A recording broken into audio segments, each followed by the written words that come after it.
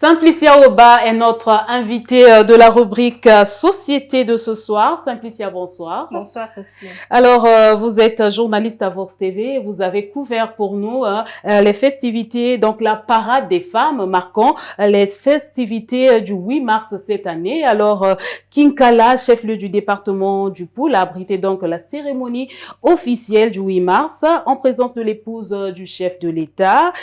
Qu'est-ce qui vous a particulièrement marqué lors de cet événement historique à Kinkala? Merci Christine pour ta question. Avant toute chose, je tenais d'abord à remercier mes responsables hiérarchiques, donc la directrice des informations, les deux rédacteurs en chef, celui de Brazzaville et de Pointe-Noire, qui m'ont fait confiance en m'envoyant pour la première fois hors du périmètre de tournage. J'ai l'habitude de tourner à Brazzaville. Je suis jamais partie en dehors de Brazzaville pour aller tourner un sujet. Donc pour moi, c'est une première fois. Ils m'ont fait confiance. Voilà pourquoi je tenais à les remercier. Moi, ce qui m'a marqué dans cette activité, c'est cette mobilisation qu'on a constatée sur les lieux. Déjà, on est arrivé à Kinkala à 9 h. On a trouvé les femmes déjà en rang, en attente du défilé. Je me suis posé la question, mais ces femmes sont arrivées ici à quelle heure? Malgré la pluie aussi qui menaçait la température. Oui, la température n'était pas bonne, mais ces femmes étaient là, elles étaient en place, en attente du défilé. Donc, c'est ça qui m'a déterminées, elles étaient déterminées, c'est ça qui m'a plus marqué. Et puis, il fallait voir ces femmes, toutes vêtues en pagne, visage bien coloré pour la plupart, sourire aux lèvres, elles ont défilé, elles ont partagé la joie sans complexe devant la première dame, devant le premier ministre, devant la ministre de la promotion de la femme. Ces femmes ont défilé. C'est cet enthousiasme-là qui m'a beaucoup marqué. Et puis les femmes de Kinkala, elles ont laissé leurs activités, leurs travaux champêtres pour venir assister à cette activité, alors que elles vivent de ces activités-là.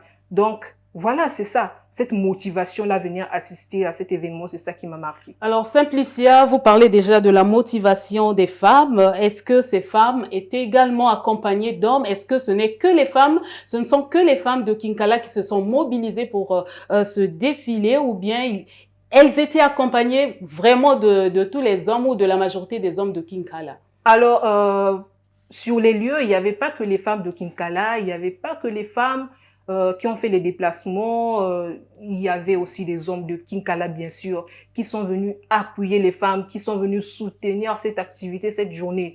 C'est cette ambiance-là qui a régné à Kinkala pour une première fois. Il fallait bien qu'ils soient là pour soutenir les femmes. On a vu les enfants à côté en train de vendre de l'eau, les femmes qui préparaient à manger. En tout cas, c'était beau de voir cet événement live. On a souvent l'habitude de voir ça en direct sur la chaîne nationale. Mais cette fois-ci, on en a vécu et puis c'était bien.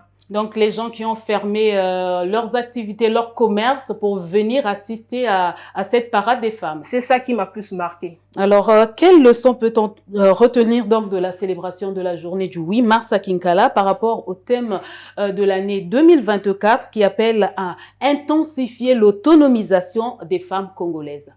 Alors, personnellement, j'ai beaucoup apprécié ce thème. Un thème qui invite à l'intensification de l'autonomisation de la femme. Ça veut dire qu'on reconnaît déjà ce que la femme fait.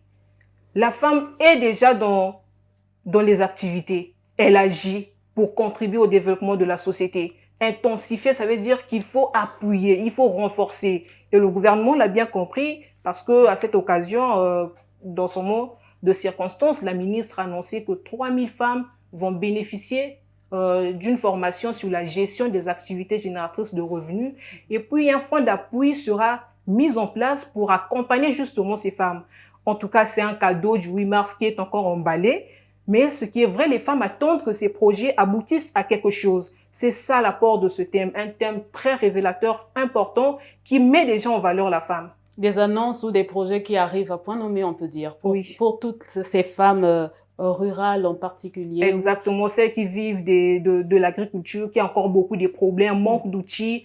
Or, ces femmes ont besoin d'un accompagnement. Elles ont besoin des outils pour alimenter non seulement leur foyer, non seulement leur village, mais alimenter aussi les grandes villes comme Brazzaville. Bien sûr. Alors, que représente pour vous le 8 mars en qualité de journaliste?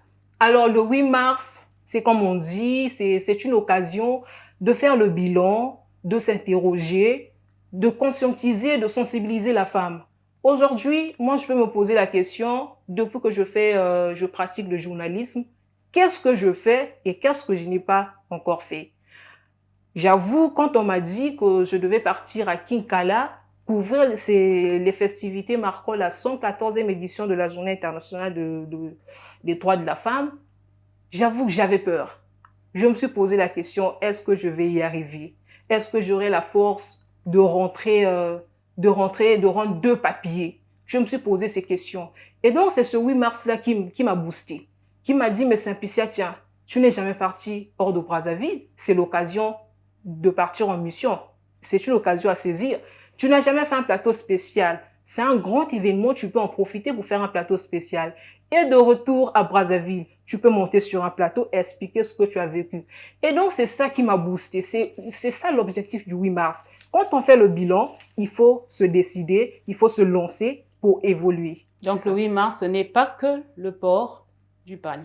Alors, le port de panne, c'est un symbole pour une femme africaine. Être en panne, en tout cas, ça nous valorise, mais ça ne va pas s'arrêter là. Il faut réfléchir, il faut prendre des décisions pour avancer.